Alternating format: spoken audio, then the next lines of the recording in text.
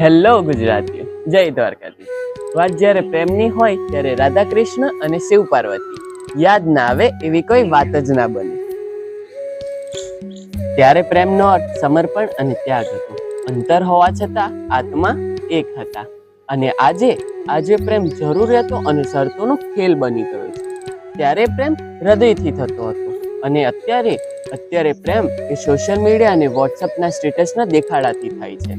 પ્રેમ એ નથી કે જે બદલાઈ જાય, પ્રેમ એ છે કે જે સમય સાથે વધુ મજબૂત થાય.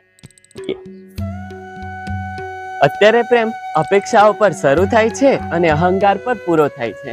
પહેલા એકબીજાને પામવાની જીદ નહોતી, બસ સાથે રહેવાનો અહેસાસ જ કાફી હતો. અત્યારના સમયમાં માણસ સંબંધ બદલે છે, પણ એ પોતે પોતાની આદત નથી બદલતો.